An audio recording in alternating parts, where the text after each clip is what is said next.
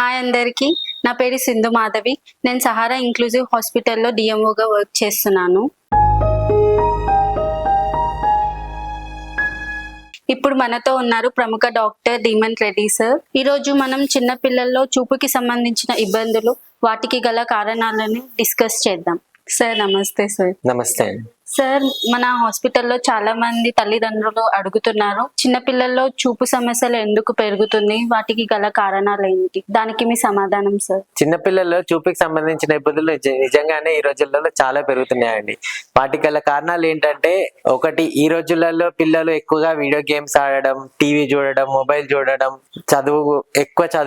చదువు మీద కాన్సన్ట్రేట్ చేయడం. ఆ చదువులో ఏంటంటే బుక్స్ లో చిన్న చిన్న అక్షరాలు ఉండడం వల్ల మన ఐస్ మీద ఎక్కువ స్ట్రెయిన్ పడుతూ ఉంటుంది. అలాగే కాకుండా వాళ్ళు బయటకు వెళ్ళి అవుట్డోర్ గేమ్స్ ఆడడం అనేది ఈ రోజుల్లో తగ్గిపోయింది. అవుట్డోర్ గేమ్స్ ఆడడం వల్ల ఏమవుతుందంటే, సన్లైట్ తగలడం వల్ల ఆ యూవి రేస్ వల్ల మన ఐస్ అనేది ఏమవుతుంటాయో డెవలప్మెంట్ చక్కగా అవుతుంది. అది తక్కువ ఉండడం వల్ల కూడా చూపుకి సంబంధించిన ఇబ్బందులు పెరుగుతూ ఉంటాయి. ఇంకా వేరే కారణాలు ఏంటంటే, ఐ ఇన్ఫెక్షన్స్ కానీ, కంటిన్యూస్ గా వాటర్ రావడం కానీ, కొన్నిసార్లు రక్తం సరఫరా సరిగా లేకపోవడం, సరిగా బ్రెయిన్ డెవలప్మెంట్ సరిగా లేకపోవడం. అది చిన్నప్పుడు ఏమవుతుందంటే రెటినోపతి ఆఫ్ ప్రిమెచ్యూరిటీ అంటారు. అంటే ఐలో వెనుక భాగంలో ఉన్న రెటీనా సరిగా డెవలప్ అవ్వకపోవడము. కొన్నిసార్లు దెబ్బలు తాకడం వల్ల కూడా చూపుకు సంబంధించిన ఇబ్బందులు రావచ్చు. కొన్నిసార్లు రిఫ్రాక్టివ్ ఎర్రర్స్ అంటారు, అవి మయోపియా అలాంటివి పిల్లల్లో కూడా కామన్ గా ఉంటాయండి. హెడ్ మసాజ్ వల్ల బ్రెయిన్ కి కలిగే ఇబ్బందులు ఏమైనా ఉన్నాయా? చిన్నపిల్లల్లో హెడ్ మసాజ్ ఎక్కువగా చేయడం, అంటే విగరస్ గా చేస్తే ఏమవుతుందంటే, తలలో ఏవైతే రక్త కణాలు ఉంటాయో అవి కొన్నిసార్లు చిట్లిపోయి బ్లీడింగ్ అనేది అయ్యే ఛాన్సెస్ ఉంటాయి. దీన్ని అక్యూట్ హెమరేజిక్ స్ట్రోక్ గా అంటారు. సో దీనివల్ల పక్షవాతం కానీ, ప్రాణానికి ప్రమాదం కూడా వచ్చే ఛాన్సెస్ ఉంటాయి. ఓకే సార్, చాలా మంచి ఇన్ఫర్మేషన్ ఇచ్చారు. ఇప్పుడు మూడో ప్రశ్న, లేట్ నైట్స్ మొబైల్ వాడటం వల్ల ఇబ్బందులు ఏంటి? అంటే ఇప్పుడు టీనేజ్ అమ్మాయిలు కానీ అబ్బాయిలు కానీ ఇన్స్టాగ్రామ్ యూజ్ చేస్తున్నారు, లేట్ నైట్ మేల్కొని పబ్జి గేమ్స్ ఆడుతున్నారు. వాటి వల్ల ఇబ్బందులు ఏంటి? మెదడు పైన ఎలాంటి ప్రభావం చూపిస్తుంది? లేట్ నైట్స్ ఎక్కువగా మొబైల్ వాడడం వల్ల ఇబ్బందులు ఎలా వస్తాయంటే, ఒకటి, దాని వల్ల మెదడు మీద దెబ్బతినే అవకాశం ఉంటుంది. ఇంకా చూపుకి సంబంధించిన ఇబ్బందులు వస్తాయి. అదే కాకుండా నిద్రకి సంబంధించిన ఇబ్బందులు కూడా వస్తాయి. ఇప్పుడు మెదడుకి ఎలా అంటే, దాని వల్ల బ్రెయిన్ ఫాగ్ అనేది వస్తూ ఉంటది. బ్రెయిన్ కి మెలటోనిన్ అనే హార్మోన్ అనేది ఇంపార్టెంట్ నిద్రపోవడానికి. ఇప్పుడు ఆ లైట్ ఎఫెక్ట్ వల్ల ఏంటంటే, ఆ హార్మోన్ రాకపోవడంతో నిద్ర అనేది సరిగా రాదు. నిద్ర రానప్పుడు ఏమవుతుందంటే, యూజువల్ గా మనం చదువుకున్నది కానీ ఏదైనా మన మెమొరీ రిటెన్షన్ అవ్వడానికి REM స్లీప్ అనేది చాలా ఇంపార్టెంట్.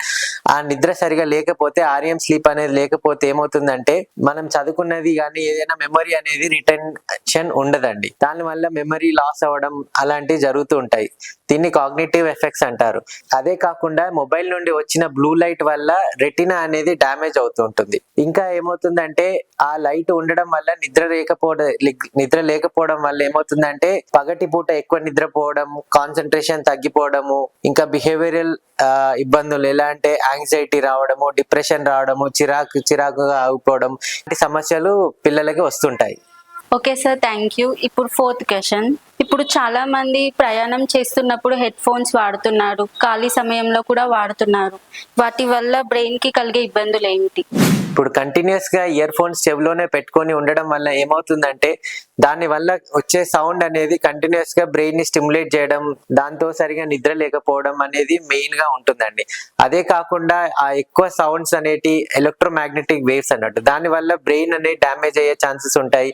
హియరింగ్ నర్వ్ అంటే ఆడిటరీ నర్వ్, ఏదైతే మన బయట సౌండ్స్ వింటామో అది బ్రెయిన్ కి క్యారీ చేస్తుంది అన్నట్టు, ఆ నర్వ్ కూడా డ్యామేజ్ అయ్యే ఛాన్సెస్ ఉంటాయి. అదే కాకుండా స్లీప్ వల్ల వచ్చే ఇబ్బందుల వల్ల డే టైమ్స్ సరిగా నిద్ర లేకపోవడం వల్ల ఇరిటేబుల్ గా అవడము, యాంగ్జైటీ, డిప్రెషన్, మెమరీ ప్రాబ్లమ్స్ అవన్నీ రావచ్చు.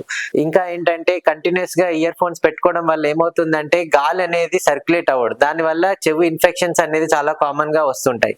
సో ఇయర్ ఫోన్స్ అనే కాదు, ఇయర్ ఫోన్స్ లో సౌండ్ ఎక్కువ వాడడం, లేకపోతే ఇంట్లో పాటలు కానీ, బయట డీజే కానీ ఎక్కువ సౌండ్స్ పెట్టుకొని వినడం వల్ల ఏమవుతుందంటే, మన చెవు అనేది డ్యామేజ్, మెయిన్ గా చెవులో నరాలు అనేది డ్యామేజ్ అవుతుంటాయి. దాని వల్ల మనకి హియరింగ్ కెపాసిటీ అనేది తగ్గిపోతుంది. అంటే సెన్సరీ న్యూరల్ హియరింగ్ లాస్ అంటారు, అంటే ఒక రకమైన చెవిటితనం అన్నట్టు.